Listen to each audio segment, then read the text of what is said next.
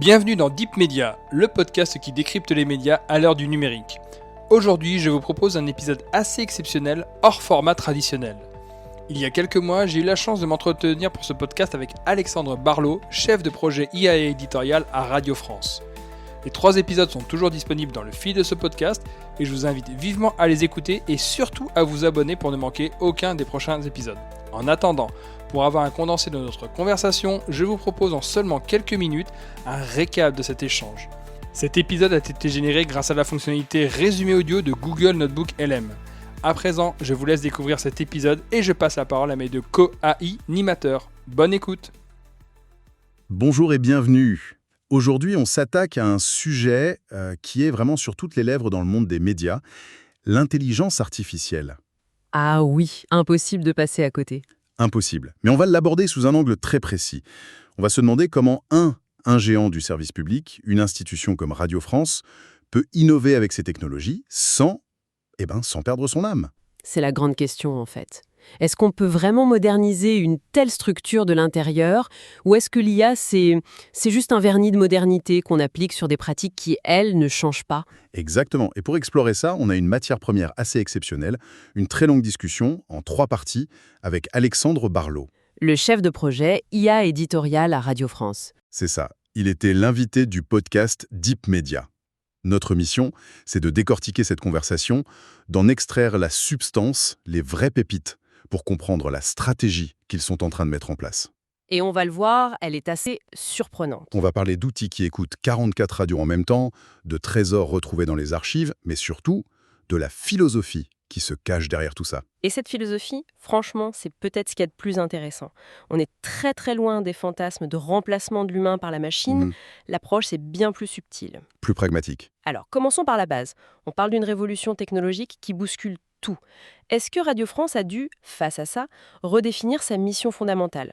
Qu'est-ce qu'il en dit, Barlot? Alors sa réponse, elle est catégorique, c'est non. Non, non.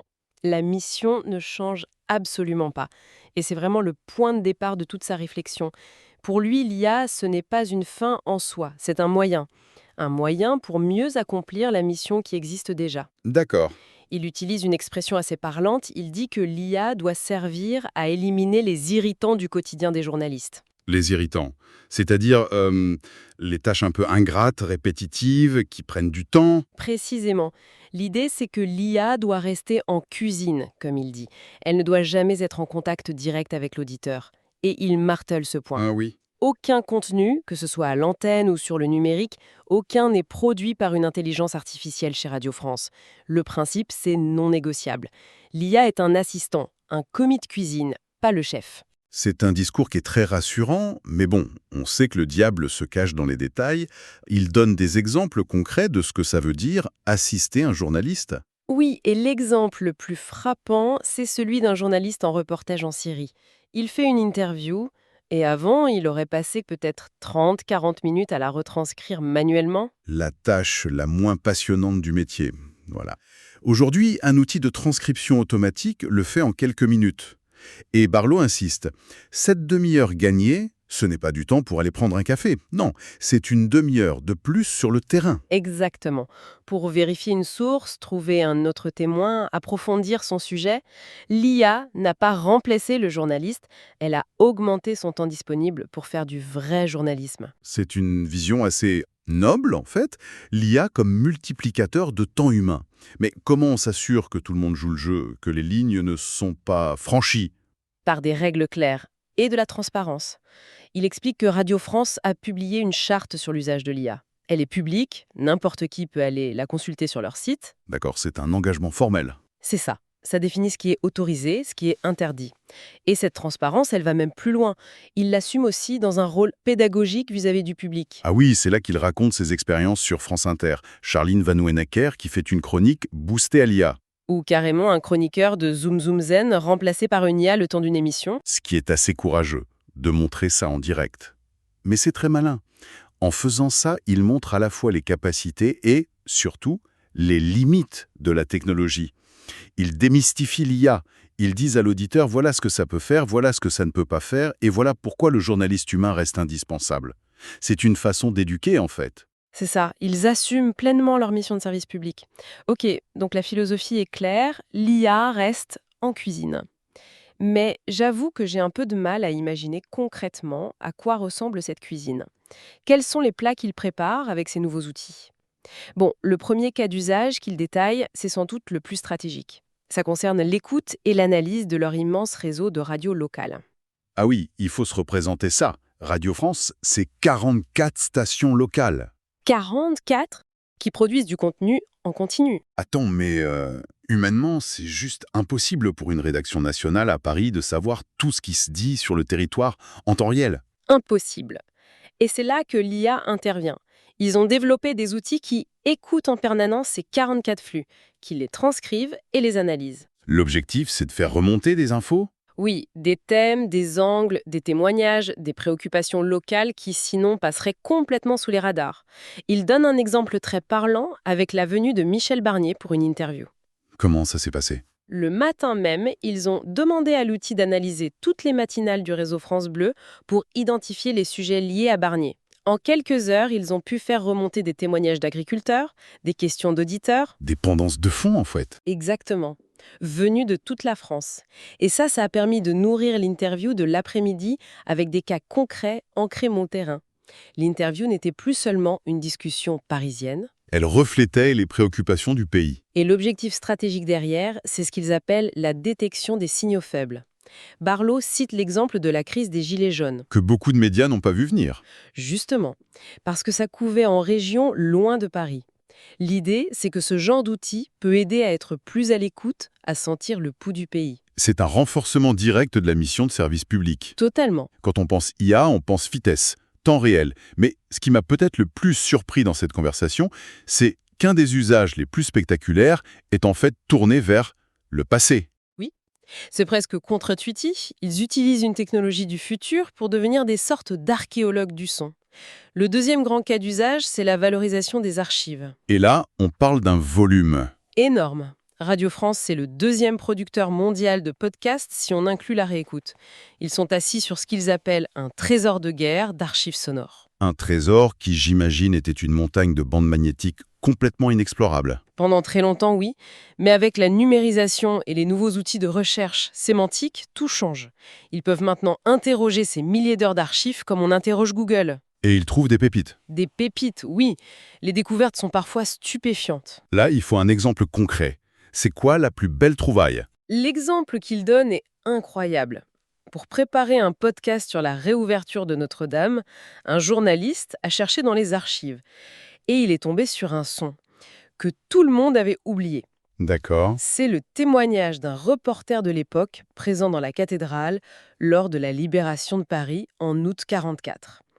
Et ce reporter, il raconte en direct qu'il assiste à une tentative de meurtre sur le général de Gaulle. Pardon? Oui, un tireur embusqué dans les galeries de la cathédrale. C'est fou. Un moment d'histoire totalement oublié, retrouvé grâce à une recherche par mots-clés dans une base de données audio. Voilà. Une pépite historique qui a pu être exhumée, rediffusée. L'implication est énorme. L'IA ne sert pas juste à optimiser le présent, elle redonne vie à un patrimoine qui était dormant. Elle permet de créer du neuf avec de l'ancien. C'est bien beau d'avoir des outils géniaux, mais la vraie difficulté, ça reste le facteur humain. Comment on déploie ça dans une maison de presque 5000 salariés, avec des habitudes bien ancrées, sans créer de la méfiance? C'est un point crucial de l'échange. Et la méthode de Barlow est très intéressante. Ils n'ont pas imposé les outils de manière verticale, top-down. Ils ont fait l'inverse, j'imagine. Tout l'inverse. La première étape, ça a été la pédagogie. Et l'écoute. Aller voir les gens, service par service, prendre des cafés et poser une question simple. Qu'est-ce qui vous irrite au quotidien? Qu'est-ce qui vous fait perdre du temps? Donc, ils ne sont pas arrivés en disant « Voici votre nouvel outil IA, débrouillez-vous avec ». Absolument pas. Ils sont partis des besoins réels du terrain. Et il raconte une chose amusante. Dans 75% des cas, la solution n'avait rien à voir avec l'IA. Ah bon? C'était des problèmes d'organisation, de communication. Mais pour les 25% restants, quand ils ont proposé une solution IA, elle a été adoptée tout de suite. Parce qu'elle répondait à une douleur concrète. L'écoute, ça reste la base de tout.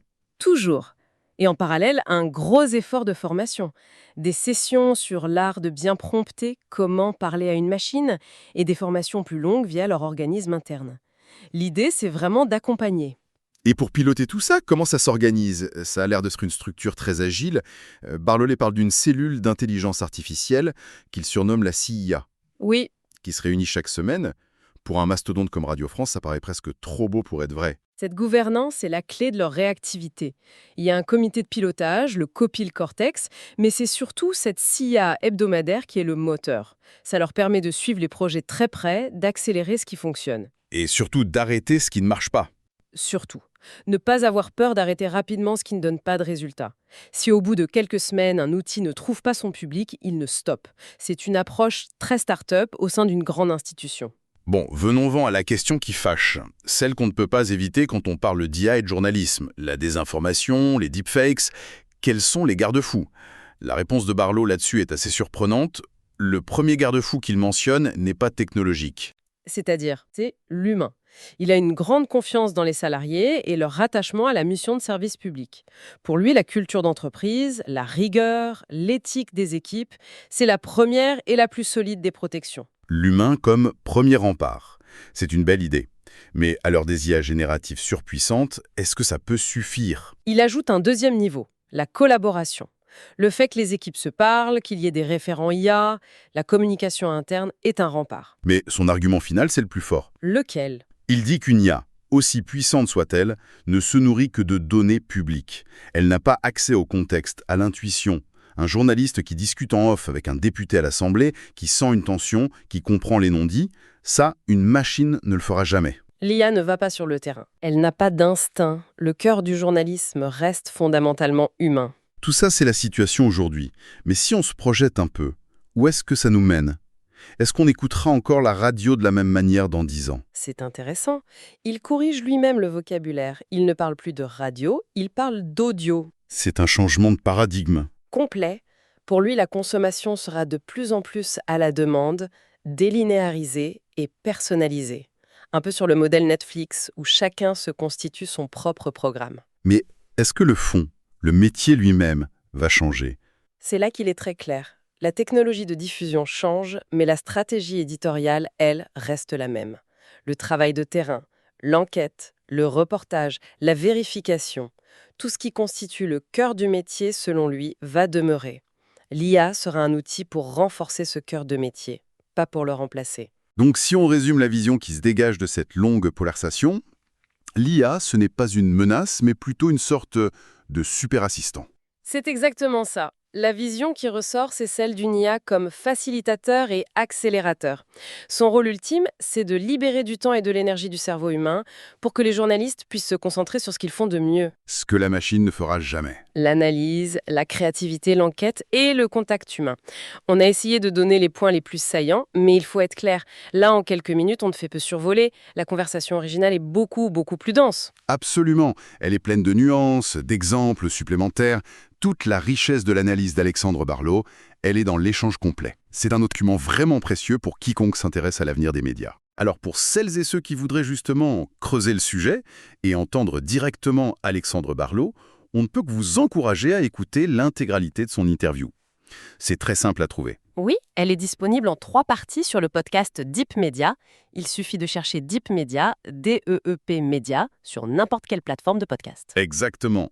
Et n'hésitez pas à vous abonner à leur flux, c'est une ressource vraiment passionnante pour comprendre les transformations de notre écosystème médiatique. Et pour finir, ça me laisse avec une pensée, une sorte de prolongement de la réflexion de Barlow. Il insiste sur le fait que l'IA est un système probabiliste. Elle ne crée pas, elle génère à partir de ce qui existe déjà. D'accord. Alors, dans un monde où l'IA deviendra capable d'analyser chaque mot prononcé publiquement, chaque article, chaque donnée, la valeur ultime du journalisme ne va-t-elle pas résider précisément dans tout ce qui est hors de la base de données? Le contexte non dit. L'information off, l'intuition qui naît d'une présence humaine. En somme, est-ce que le journaliste de demain ne sera pas avant tout le gardien de ce qui est incalculable, de ce qui ne pourra jamais être quantifié? Merci d'avoir écouté ce récap de l'interview d'Alexandre Barlow généré avec Google Notebook LM. Je suis preneur de tous vos retours à propos de ce format. Je vous donne rendez-vous prochainement pour de nouvelles interviews inédites où l'on va continuer d'explorer le futur des médias à l'heure du numérique. En attendant, pour ne pas manquer les prochains épisodes, abonnez-vous à ce podcast et mettez les commentaires et les étoiles adéquates.